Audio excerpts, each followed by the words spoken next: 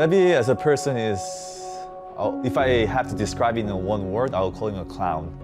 He's a very funny guy. He does a lot of stupid things and crazy things, and he is usually very embarrassing to walk around with. But at the same time, he keeps a lot of things to himself as well. He and I are really close, but it took him a lot of time to open up a lot. The nickname Febby came from March, essentially, but instead it was February because my birthday was in February. And I shortened it later on, so it was Febby. He first came to Korea to be a part of best Korean team.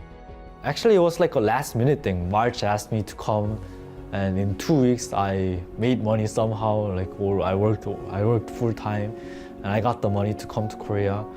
And my parents, they didn't like it, but it was my life, and my dad was behind the idea that I should live with no regrets, and while he didn't like it, he let me do it.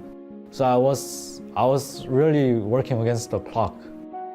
At first it was great. He won a lot of tournaments with me in FXO, but him and I had an internal problem. And then we parted away. I made my new team in MVP.Phoenix. He started in poker phase.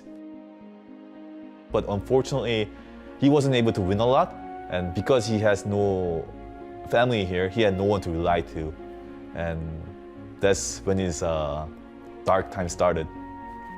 Every one of his pro friends looked down on Korean Dota. So for him, it was really important to be part of best Korean team, not just any good team. He really wanted that. So they were flaming him, and then that triggered Febby. So he was like, no, I'm gonna make a best Korean Dota team.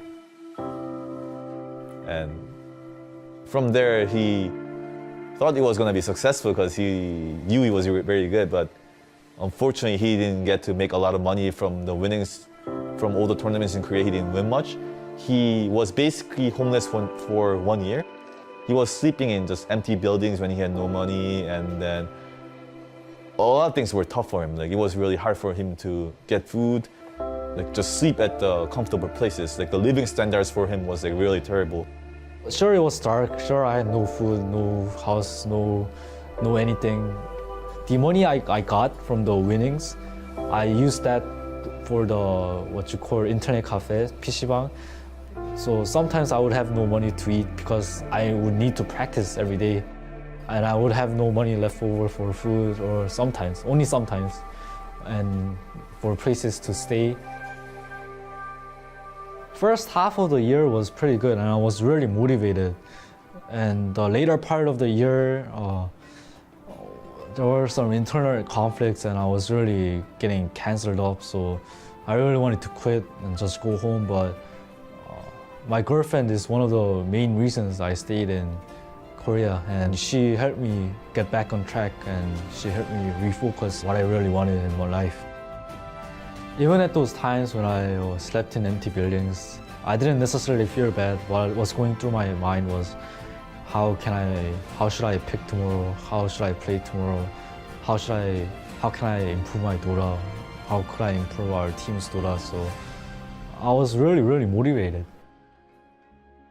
I'm really proud of him that he overcame all those situations and then be at where he is right now.